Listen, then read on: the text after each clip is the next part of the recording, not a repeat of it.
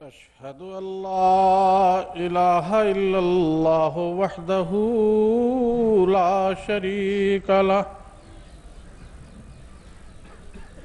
وأشهد أن محمدًا عبده ورسوله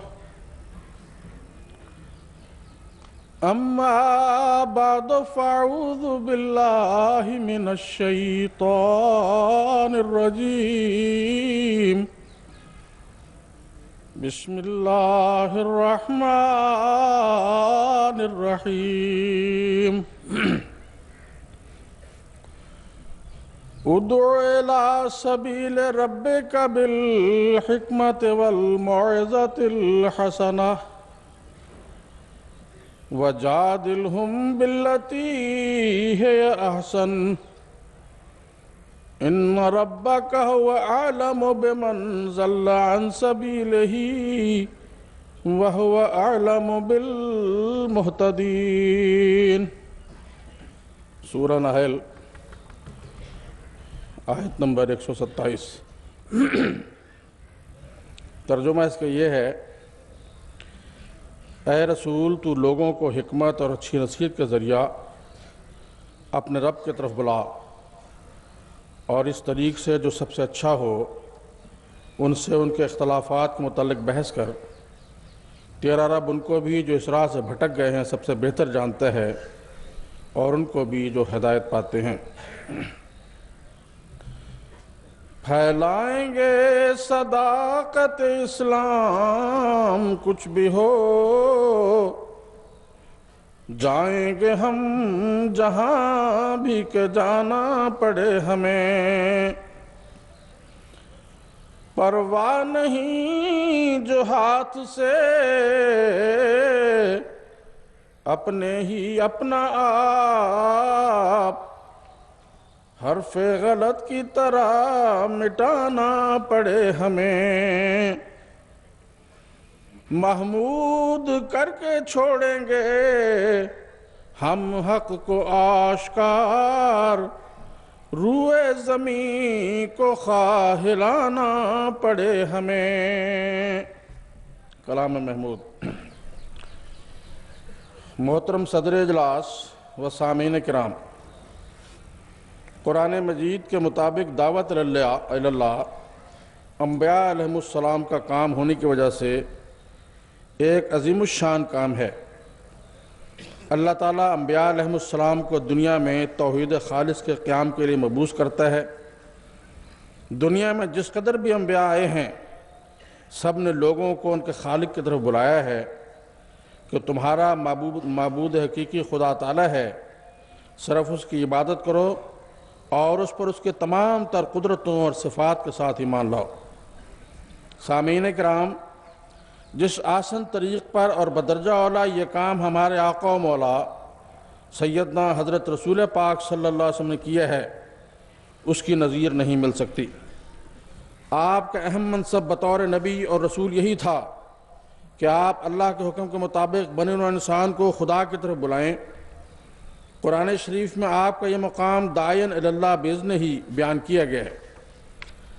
آپ ہی کائنات کے وہ بہترین وجود تھے جنہوں نے دنیا کو محض خدا کی طرف بلایا ہی نہیں بلکہ خدا کے حکموں پر خود عمل کر کے بھی دکھایا اور ثابت کیا کہ آپ ہی سب سے بڑھ کر خدا کے فرما بردار ہیں۔ آپ ہی تھے جنہوں نے بلغ یعنی پیغام پہنچا دو کے حکم کی تعمیل میں حق کے تبلیغ ادا کر کے دکھایا۔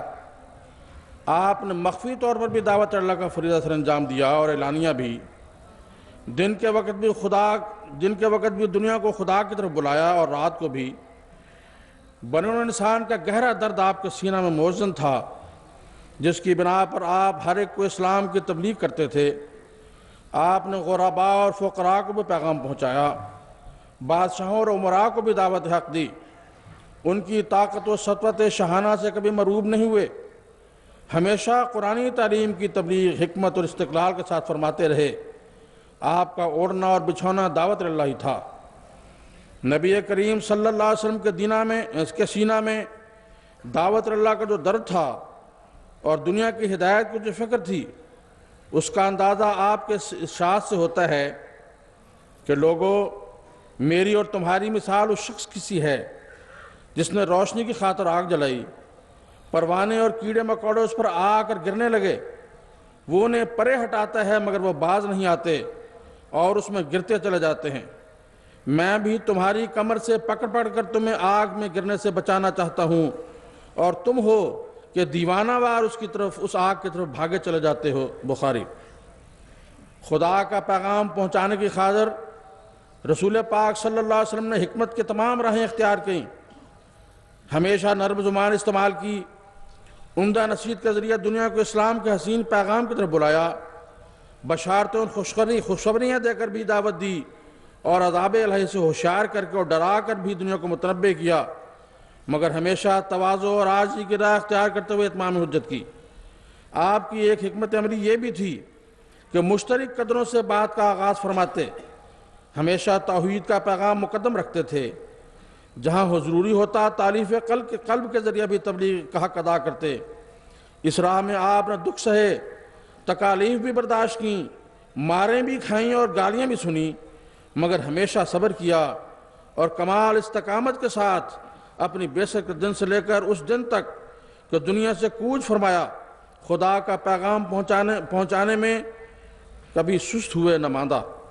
معزز سامعین، افراد جماعت احمدیہ جو اپنے آقا و مطاع سیدنا حضرت رسول پاک صلی اللہ علیہ وسلم سے جی جان سے بڑھ کر محبت کرتے ہیں اور اتباع رسول ہی کو محبت الہی کے حصول کا ذریعہ جانتے ہیں، دعوت اللہ کی اہم ذمہ داریوں کو ادا کرنے کے لیے اسی لاہ عمل کو اپنانا ہوگا جو ہمارے آقا و مطاع کا تھا۔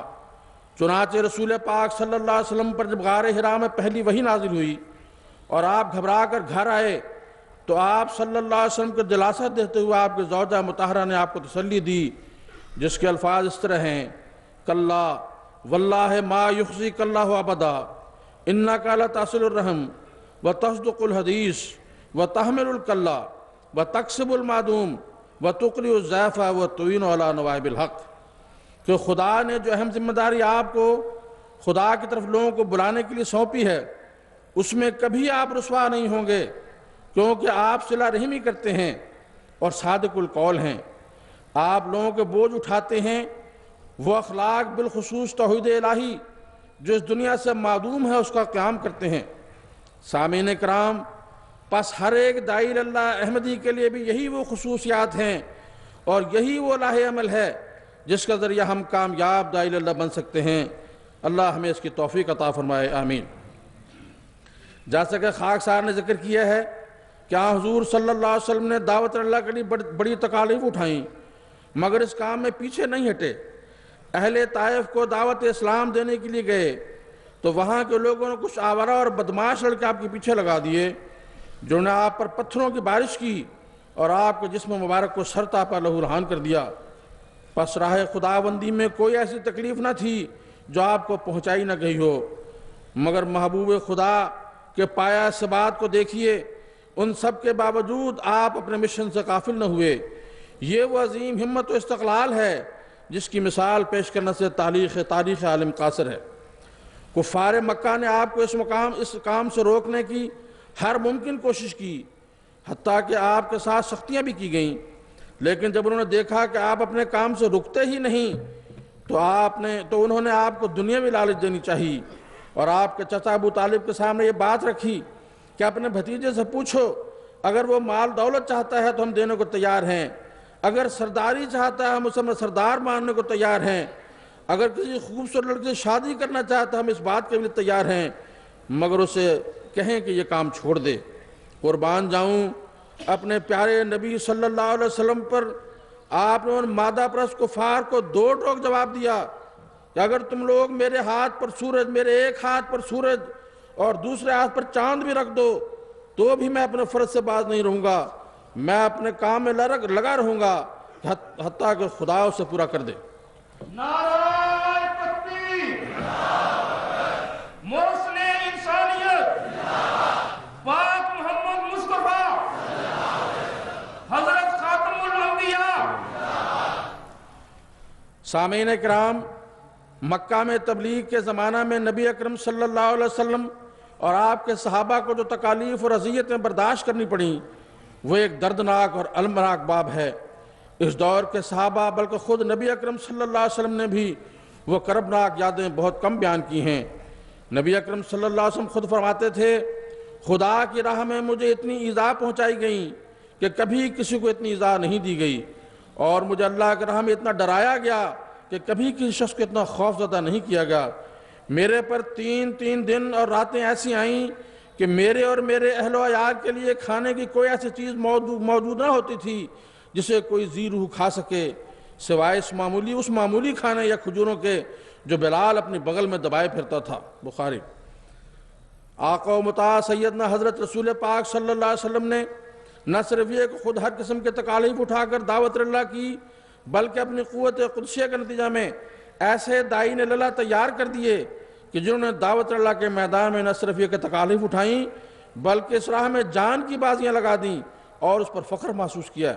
ایسے بے شمار واقعات ہیں، مگر خاکسار وقت کی رعایت سے ایک واقعہ پیش کرے گا۔ قبیلہ بنی عامر کے سردار عامر بن طفیل حضور صلی اللہ علیہ وسلم خدمت میں حاضر ہوا۔ خود تو اسلام قبول نہیں کیا، مگر کہا کہ مجھے یہ پیغام اچھا لگا ہے، اگر آپ صلی اللہ علیہ وسلم اپنے کچھ لوگ ہمارا علاقہ میں بھجوا دیں تو شاید وہ لوگ اسلام قبول کر لیں۔ حضور صلی اللہ علیہ وسلم فرمایا، مجھے اہل نجد سے خطرہ ہے۔ ابو عامر نے کہا، یہ میرا ذمہ ہے۔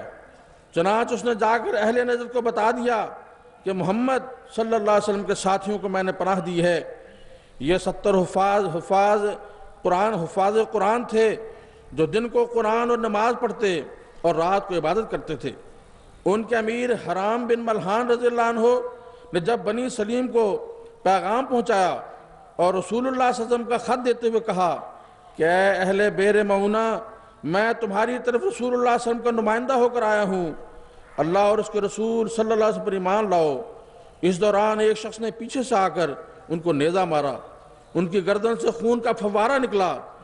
اس بہادر داعی اللہ نے اللہ اکبر فزت و رب الکعبہ کا نعرہ لگایا کہ اللہ سب سے بڑا ہے، کعبہ کے رب کی قسم میں کامیاب ہو گیا، اور اپنے خون کو ہاتھوں میں لیا اور اپنے چہرے اور سر پر چھینٹا مارا۔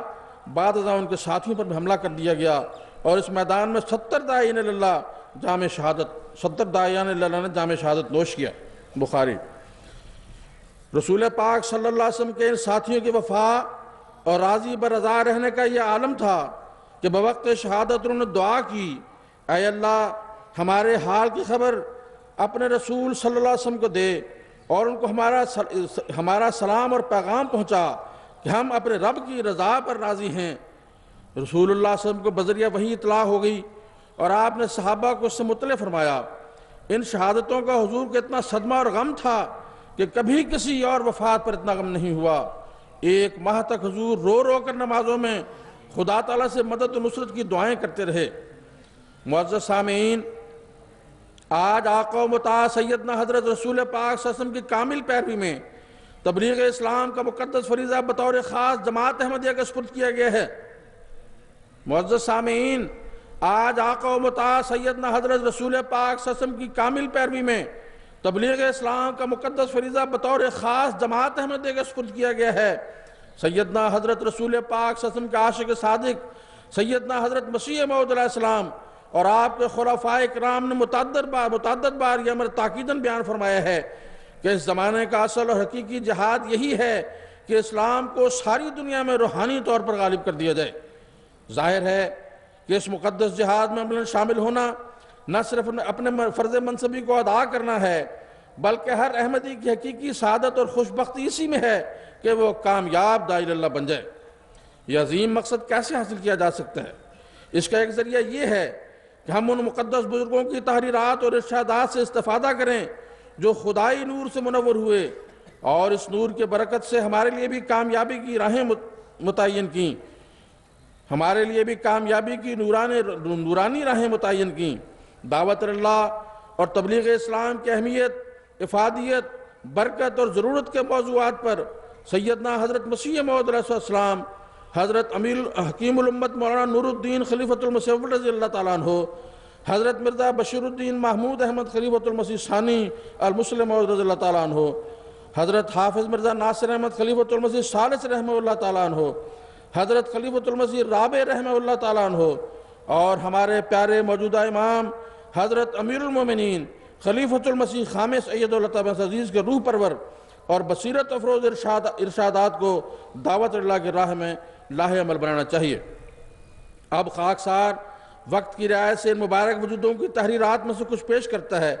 مجھے پوری امید ہے کہ ان نورانی بزرگوں کی یہ بابرکت تحریریں ہر سننے والے احمدی کے دل میں دعوت اللہ سے متعلق عظیم ذمہ داریوں کے جذبات کو نہ صرف اجاگر کریں گی بلکہ ولولہ پیدا کریں گی کہ ہر فرد جماعت تبلیغ اسلام کے جذبہ سے سرشار ہو کر دعوت اللہ کے میدان میں اتر پڑے اور اپنے آپ کو واقعہ میں ایک سچا اور اطاعت شعار احمدی ثابت کر دے۔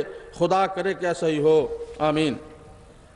دعوت اللہ کا جو مقدس فریضہ ہے، سیدنا حضرت اقدس مسیح موعود علیہ السلام فرماتے ہیں، کیا بدبخت وہ انسان ہے جس کو اب تک یہ پتہ نہیں کہ اس کا ایک خدا ہے جو ہر ایک چیز پر قادر ہے۔ ہمارا بہشت ہمارا خدا ہے، ہماری اعلیٰ لذات ہمارے خدا میں ہیں، کیونکہ ہم نے اس کو دیکھا اور ہر ایک خوبصورتی اس میں پائی۔ یہ دولت لینے کے لائق ہے اگرچہ جان دینے سے ملے، اور یہ لال خریدنے کے لائق ہے اگرچہ تمام وجود کھونے سے حاصل ہو۔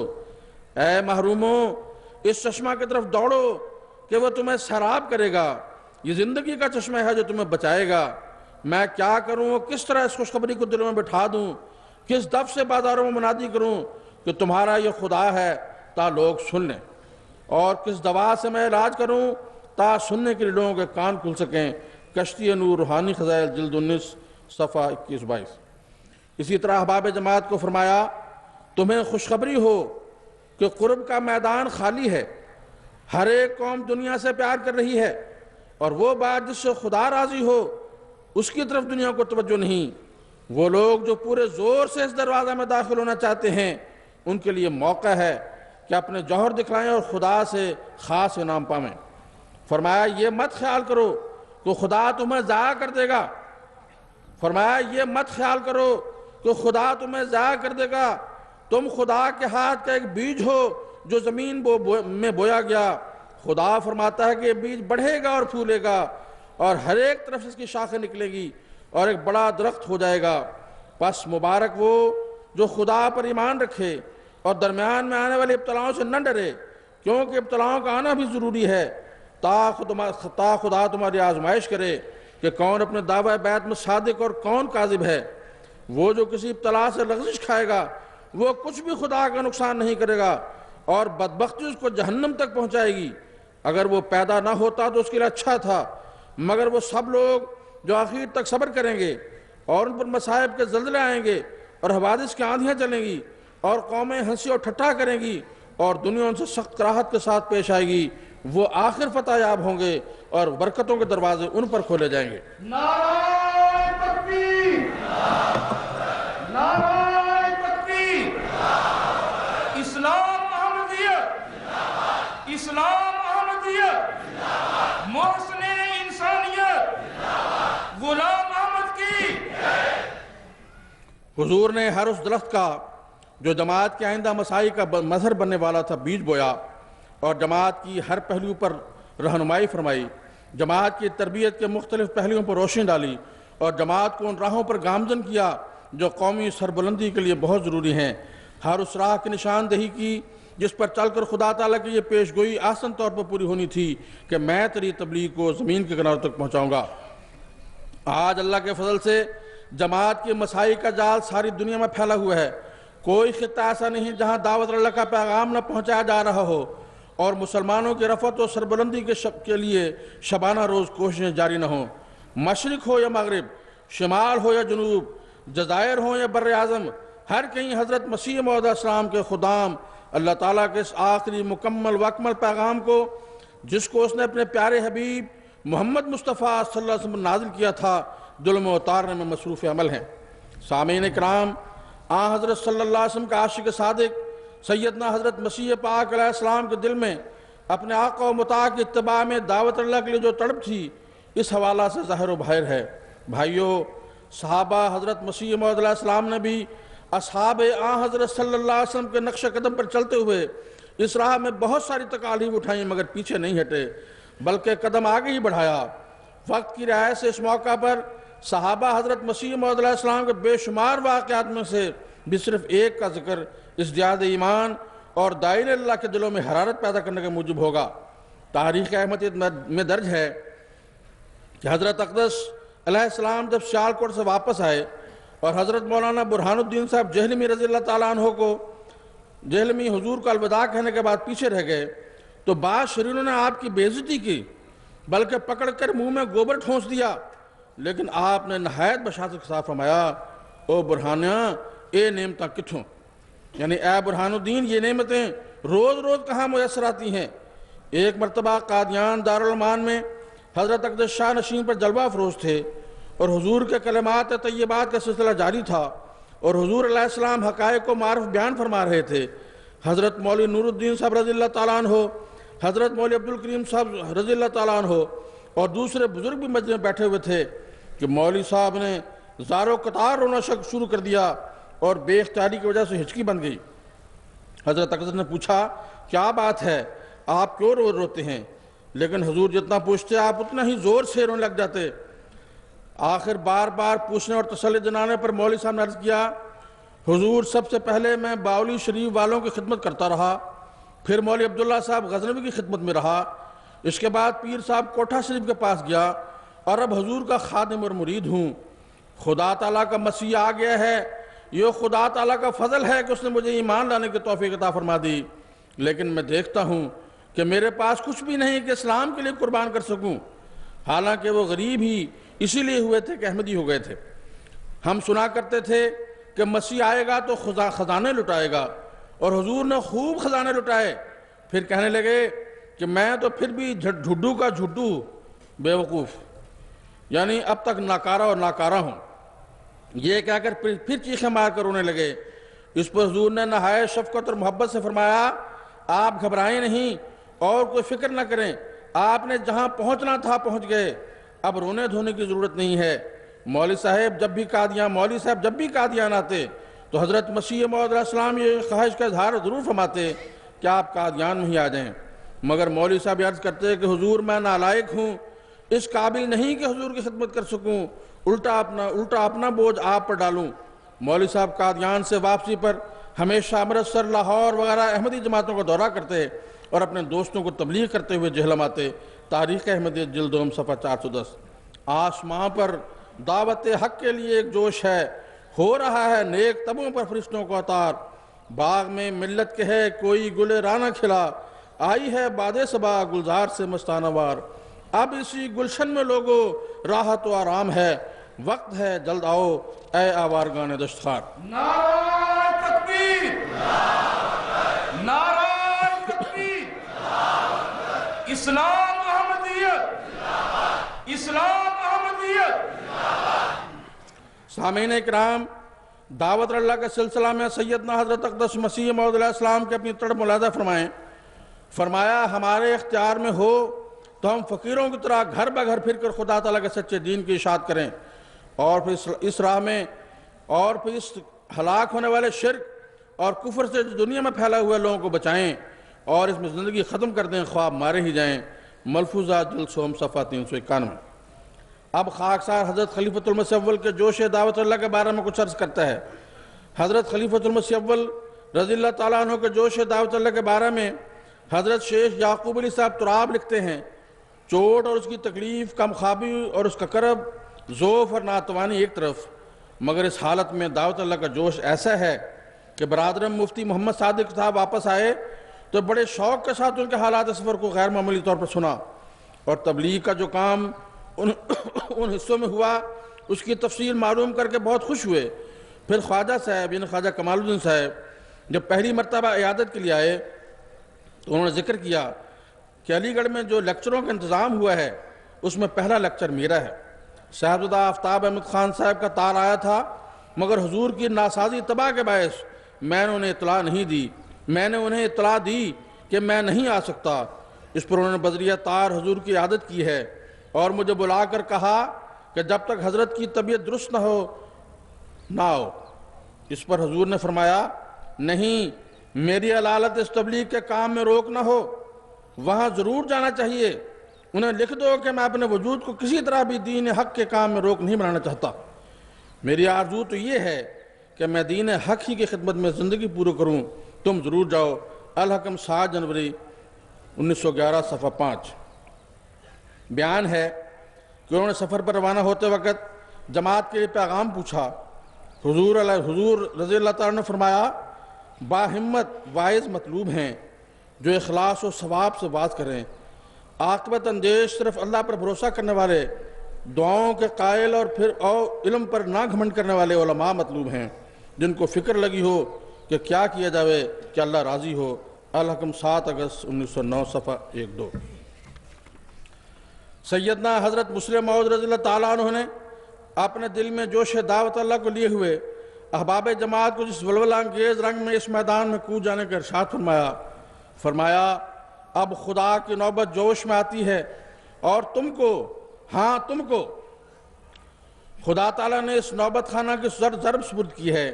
اے آسمانی بادشاہت کے موسیقارو، اے آسمانی بادشاہت کے موسیقارو، ایک دفعہ پھر اس نوبت کو زور سے بجاؤ کہ دنیا کے کان پھٹ جائیں۔ ایک دفعہ پھر اپنے دل کے خون اس کرنا میں بھر دو کہ عرش کے پائے بھی لرز جائیں اور فرشتے بھی کانپ اٹھیں، تاکہ تمہاری دردناک آوازیں اور تمہارے نعرہ تکبیر اور نعرہ شہادت توحید کی وجہ سے خدا تعالیٰ زمین پر آ جائے اور پھر خدا تعالیٰ کی بادشاہت اس زمین پر قائم ہو جائے۔ اسی غرض کے لیے میں نے تحریک جدید کو جاری کیا ہے اور اسی غرض کے لیے میں تمہیں وقف کی تعلیم دیتا ہوں۔ سیدھے آؤ اور خدا کے سپاہیوں میں داخل ہو جاؤ۔ محمد رسول اللہ صلی اللہ علیہ وسلم کا تخت آج مسیح نے چھینا ہوا ہے، تم نے مسیح سے چھین کر پھر وہ تخت محمد رسول اللہ صلی اللہ علیہ وسلم کو دینا ہے، اور محمد رسول اللہ نے وہ تخت خدا کے آگے پیش کرنا ہے اور خدا تعالیٰ کی بادشاہت دنیا میں قائم ہونی ہے۔ بس میری سنو اور میری بات کے پیچھے چلو کہ میں جو کچھ بھی کہہ رہا ہوں وہ خدا کہہ رہا ہے، میری آواز نہیں، میں خدا کی آواز تم کو پہنچا رہا ہوں۔ تم میری مانو، خدا تمہارے ساتھ ہو، خدا تمہارے ساتھ ہو، خدا تمہارے ساتھ ہو، اور تم دنیا میں بھی عزت پاؤ اور آخرت میں بھی عزت پاؤ۔ سیر روحانی۔ نعرہ تکبیر، نعرہ تکبیر، اسلام احمدیت، اسلام احمدیت، خلافت احمدیہ، خلافت احمدیہ، غلام احمد کی، غلام احمد کی۔ اسی طرح فرمایا، بس دعوت اللہ میں کامیابی کے لیے اپنے دل میں قلب میں یہ احساس پیدا کرنے کی ضرورت ہے کہ لوگ ہدایت پائیں۔ دیکھو، نبی جو کامیاب ہوتے ہیں وہ بحثوں سے نہیں ہوتے۔ حضرت مسیح موعود علیہ السلام کہاں ہر جگہ بحث کرتے پھرتے تھے، بلکہ انبیاء کو ان کا احساس کامیاب کرتا ہے۔ قرآن کریم میں خدا تعالیٰ رسول پاک کی نسبت فرماتا ہے، لعلک باخع نفسک الا یکونوا مؤمنین۔ محمد صلی اللہ علیہ وسلم میں یہ جوش کہ لوگ مومن ہو جائیں اس قدر بڑھ گیا کہ قریب ہے اپنی جان کو نقصان پہنچا لے۔ اس سے اندازہ لگا لو کہ آپ کے دل میں کس قدر درد پیدا ہو گیا تھا۔ دعوت اللہ میں کامیابی کا گر یہی ہے کہ انسان اس درد کو لے کر نکلے اور یہ عزم ہو کہ لوگوں کو منوا لینا ہے۔ جب کوئی اس طرح نکلتا ہے تو بڑی بڑی باتیں منوا لیتا ہے، اور جو لوگ اس رنگ میں نکلتے ہیں ان کے متعلق دیکھا گیا ہے کہ ان کے ذریعہ عالموں کی نسبت جن کے مباحثوں میں لوگ واہ واہ کرتے ہیں زیادہ احمدیت داخل ہوتے ہیں۔ پس جب داعی کے دل میں یہ احساس ہو کہ کیوں لوگ حق کی طرف نہیں آتے، کیوں گمراہ ہیں، اسی میں کامیاب ہوگا۔ دعوت میں کامیابی کا یہ ایک ہی گر ہے، اس کے بعد کسی نصیحت کی ضرورت نہیں، باقی نصیحت ہوتی رہیں گی۔ الفضل 29 جنوری 1924۔ وقت کی رعایت سے بہت سارے حوالے چھوڑ دیے ہیں۔ اب میں حضرت خلیفۃ المسیح ثالث رحمہ اللہ تعالیٰ نے داعیان اللہ کو جو نصائح فرمائی ہیں وہ پیش کرتا ہوں۔ فرمایا، اپنی تمام عاجزی کے ساتھ، انتہائی انکساری کے ساتھ تم اپنے بھائیوں کے سامنے ان کی ہمدردی اور غمخواری میں جھکے رہو، تمہارا نفس بیچ سے غائب ہو جائے اور تم ہمیں اللہ کی مخلوق نظر آؤ۔ اللہ تعالیٰ کے حضور اس کے بندے اس کی صفات کا اظہار کرنے والے بن جاؤ، اس کی صفات کا مظہر بن جاؤ۔ جب دل گداز ہو جائے، جب عقلوں میں جلا پیدا ہو جائے، تبھی اپنی ذمہ داریوں کو نبھا سکتے ہو۔ خدا کرے کہ ہم میں ہر شخص مربی بن جائے اور ہر مربی نور فراست اور ایک گداز دل رکھنے والا بن جائے۔ خدا کرے یہ جنت جس کا وعدہ دیا گیا ہے ہمارے اتنے قریب ہو جائے کہ اس دنیا میں بھی اور ہم اس کی خوشبو اور اس کی مٹھاس اور اس کی ٹھنڈک کو محسوس کرنے لگ جائیں اور ایک اطمینان کے ساتھ ہم اس دنیا سے گزریں. جس طرح اللہ تعالیٰ کہ ان انگنت اور بے شمار فضل ہم پر اس دنیا میں ہوتے ہیں، اسی زندگی میں بھی اس کے فضل بے شمار اور انگنت ہی ہوتے رہیں اور اس کے غضب کی جہنم میں ہمیں نہ دھکیلا جائے. سیدنا حضرت خلیفۃ المسیح رابع رحمہ اللہ تعالیٰ نے اپنے دور خلافت میں احباب جماعت کو دعوت اللہ کے متعلق نصائح کرتے ہوئے فرمایا، انقلاب آپ کی راہ دیکھ رہا ہے. فرمایا انقلاب آپ کی راہ دیکھ رہا ہے. اگر دنیا کا ہر احمدی یہ عزم کرے کہ اس نے داعی اللہ کے رنگ میں اپنے نفس کی قربانی خدا تعالیٰ کے حضور پیش کرنی ہے اور خدا تعالیٰ کی طرف بلانا ہے، تو وہ انقلاب جو ہم سے دور بھاگتا ہوا نظر آ رہا ہے وہ ہم سے زیادہ تیز رفتاری کے ساتھ ہماری طرف جھپٹے گا، وہ ہم سے دور جاتا ہوا نہیں دکھائی دے گا. داعی اللہ بننے کا عزم کریں اور دعا کریں اللہ تعالیٰ ہمیں توفیق عطا فرمائے. نیز فرماتے ہیں، میں بار بار یہ اعلان کر رہا ہوں کہ داعی اللہ بنو، دنیا کو نجات کی طرف بلاؤ، دنیا کو اپنے رب کی طرف بلاؤ. اگر بے خدا انسان کے ہاتھ میں دوسروں کی تقدیر چلی جائے تو ان کی ہلاکت یقینی ہے. پس ہر احمدی بلا استثناء داعی بنے. وہ وقت گزر گیا جب چند داعیان پر انحصار کیا جاتا تھا. اب تو بچوں کو بھی داعی بننا ہوگا، بوڑھوں کو بھی داعی بننا پڑے گا، یہاں تک کہ بستر پر لیٹے ہوئے بیماروں کو بھی داعی بننا پڑے گا. اور کچھ نہیں تو وہ دعاؤں کے ذریعے، دعوت کے ذریعے جہاد میں شامل ہو سکتے ہیں. دن رات اللہ سے گریہ وزاری کر سکتے ہیں کہ اے خدا، ہم میں اتنی طاقت نہیں ہے کہ ہم چل پھر کر دعوت دے سکیں، اس لیے بستر پر لیٹے لیٹے تو اس سے التجا کرتے ہیں کہ تو دلوں کو بدل دے اور ہم اپنی ذمہ داریوں کو سمجھ لیں اور اس جذبے کے ساتھ کام شروع کر دیں. تو مجھے بسد یقین ہے کہ دنیا کی ہلاکت کی تقدیر اللہ کے فضل ٹل جائے گی. پھر فرمایا، پس میں تمام احباب جماعت کو توجہ دلاتا ہوں کہ تمام دنیا کے انسانوں کو خدائے حی و قیوم کی طرف بلائیں. مشرق کو بھی بلائیں اور مغرب کو بھی بلائیں، کالے کو بھی بلائیں اور گورے کو بھی بلائیں، عیسائی کو بھی بلائیں اور ہندو کو بھی بلائیں، بھٹکے ہوئے لوگوں کو بھی بلائیں اور دہریوں کو بلائیں. مشرقی بلاک کو بھی بلانا آپ کے سپرد ہے اور مغربی بلاک کو بلانا بھی آپ کے ذمہ لگایا گیا ہے. یہ آپ ہی ہیں جو آپ ہی ہیں جنہوں نے دنیا کو موت کے بدلہ زندگی بخشی ہے. اگر آپ نے یہ کام نہ کیا تو مرنے والے مر جائیں گے اور اندھیروں میں بھٹکتے رہ جائیں گے. اس لیے اے محمد کے غلاموں اور اے دین محمد مصطفیٰ صلی اللہ علیہ وسلم کے متوالو، اب اس خیال کو چھوڑ دو کہ تم کیا کرتے ہو اور تمہارے ذمہ کیا کام لگائے گئے ہیں. تم میں سے ہر ایک داعی ہے اور ہر ایک خدا تعالیٰ کے حضور جواب دہ ہوگا. تمہارا کوئی بھی پیشہ ہو، کوئی بھی کام ہو، دنیا کے کسی خطے میں بس رہے ہو، کسی قوم سے تمہارا تعلق ہو، تمہارا ولین فرض ہے کہ دنیا کو محمد مصطفیٰ صلی اللہ علیہ وسلم کے رب کی طرف بلاؤ اور ان کے اندھیروں کو نور میں بدل دو، ان کی موت کو زندگی بخش دو. اللہ کرے کہ ایسا ہی ہو. خطبہ جمعہ 25 فروری 1983. اب آخر میں خاکسار ایک چھوٹا سا اقتباس سیدنا حضرت خلیفۃ المسیح خامس سید اللہ تعالیٰ عزیز کا احباب کے سامنے پیش کر کے میں تقریر ختم کرتا وقت ختم ہوا چاہتا ہے. فرمایا، دنیا میں ہر احمدی اپنے لیے فرض کر لے. دنیا میں ہر احمدی اپنے لیے فرض کر لے کہ ہم نے سال میں کم از کم 1 یا 2 ہفتے اس کام یعنی دعوت اللہ کے لیے وقف کرنے ہیں. یہ 1 یا 2 دفعہ کم از کم اس لیے کہہ رہا ہوں کہ جب ایک رابطہ ہوتا ہے تو دوبارہ اس کا رابطہ ہونا چاہیے اور پھر نئے میدان بھی مل جاتے ہیں. اس لیے اس بارے میں پوری سنجیدگی کے ساتھ تمام طاقتوں کو استعمال کرتے ہوئے اپنے آپ کو پیش کرنا چاہیے.